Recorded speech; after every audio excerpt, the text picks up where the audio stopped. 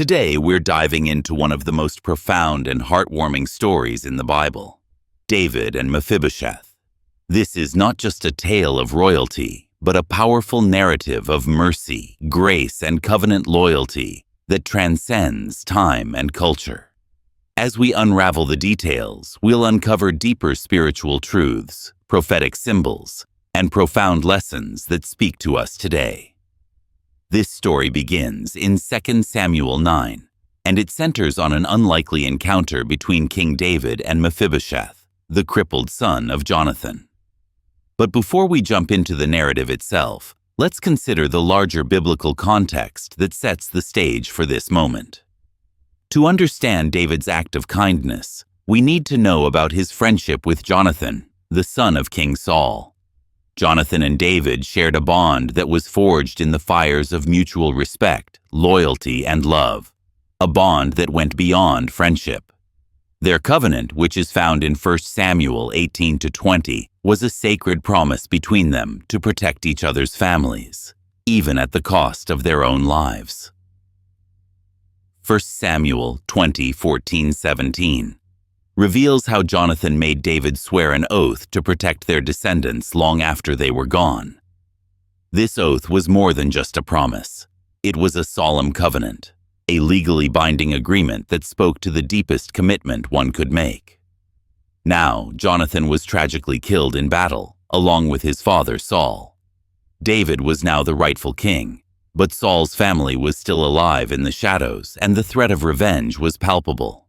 Saul's house was considered an enemy dynasty, yet David, a man after God's own heart, sought not revenge but kindness. This search led him to Mephibosheth, Jonathan's son. But why? David, after becoming king, was not seeking to eliminate the remnants of Saul's family. Instead, he asked, "Is there anyone still left of the house of Saul to whom I can show kindness for Jonathan's sake?"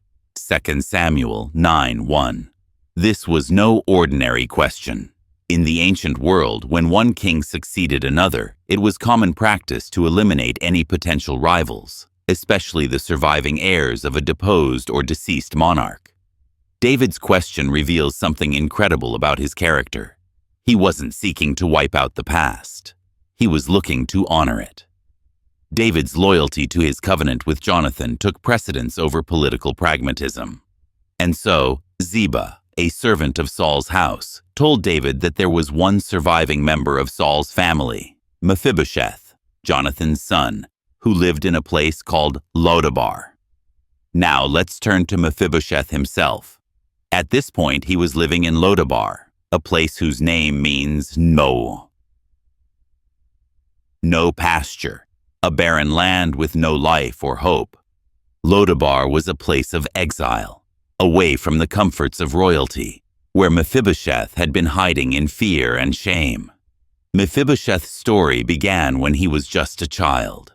He was the son of Jonathan, David's dear friend. When Mephibosheth was only 5 years old, his world was shattered. 1 Samuel 4:4 tells us that after hearing the news of the death of Saul and Jonathan in battle, Mephibosheth's nurse picked him up in haste to flee, fearing the worst for the prince's life. In the panic of escape, Mephibosheth was dropped, and both of his feet were permanently crippled.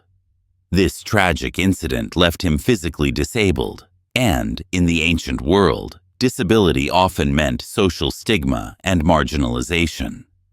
Mephibosheth, once the heir to a royal throne, was now living in a forgotten corner of the kingdom. The once promising future had turned into a life of obscurity and despair. But David's search for him marks the beginning of a divine turnaround in Mephibosheth's life. David, learning of Mephibosheth's existence, sends for him. Imagine Mephibosheth's thoughts as he's summoned to the royal palace. The natural assumption would be that David, now king, would want to eliminate any potential threats. Mephibosheth, a crippled heir, would be a reminder of Saul's former dynasty. But when Mephibosheth arrives at David's court, he is not met with the sword. Instead, David speaks words that would change his life forever. "Don't be afraid. For I will surely show you kindness for the sake of your father Jonathan. I will restore to you all the land that belonged to your grandfather Saul, and you will always eat at my table." 2 Samuel 9:7.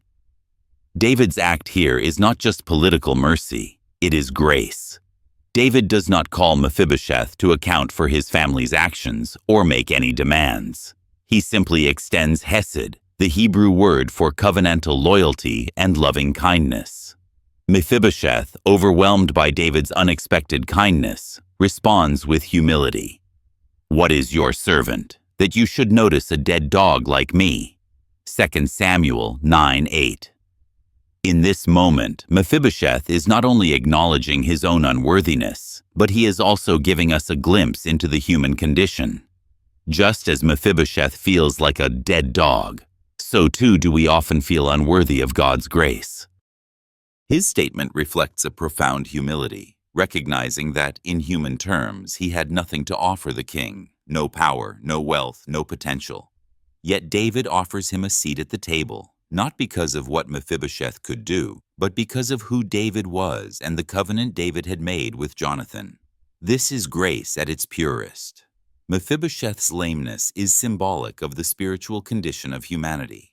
Just as he was crippled and unable to approach the king on his own, so too are we spiritually broken and incapable of approaching God without his help.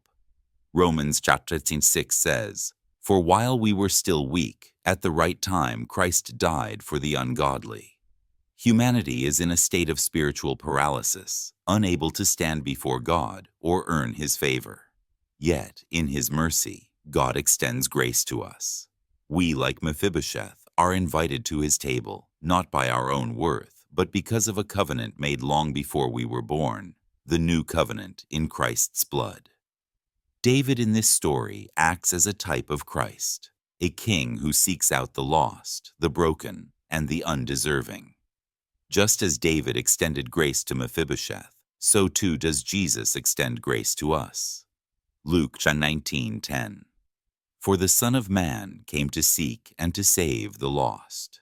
David's act of grace points forward to Jesus' redemptive work on the cross. Jesus, like David, was not bound by human conventions of justice or retribution. He came to save and restore.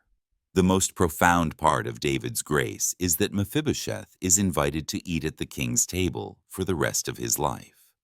This symbolizes fellowship, acceptance, and restoration. The table is a place of intimacy and communion. In the same way, we are invited to the marriage supper of the Lamb, where we will dwell with Christ forever. Revelation 19:9 says, "Blessed are those who are invited to the wedding supper of the Lamb." God invites us into his presence not because of anything we've done, but because of the grace he has extended to us through Jesus Christ. Before Mephibosheth received David's invitation, he lived in Lodabar, a barren, hopeless place. Lodabar is a symbol of our lives before Christ, spiritually dry, isolated, and far from God's blessing. But just as David called Mephibosheth out of Lodabar and into his royal court, so too does God call us out of our spiritual exile and into his family. Colossians 1:13 says, "For he has rescued us from the dominion of darkness and brought us into the kingdom of the Son he loves." The story of Mephibosheth is a powerful reminder of the grace that God offers us. Mephibosheth was an unworthy heir, living in exile and despair. Yet, through the covenant made with Jonathan, he was brought into the king's presence. He ate at the king's table forever. This is the grace that Christ offers us, undeserving, unworthy, and yet invited to dine at the table of the king. If you find yourself in a Lodabar in your life, stuck in spiritual exile or brokenness, remember that the king is seeking you out. He's extending his grace and inviting you to sit at his table forever. Thank you for watching. If this message has touched you, share it with others and invite them to the king's table. Don't forget to like, subscribe, and click the bell for more stories of grace and redemption. Remember, grace is a gift, and there's always room at the table.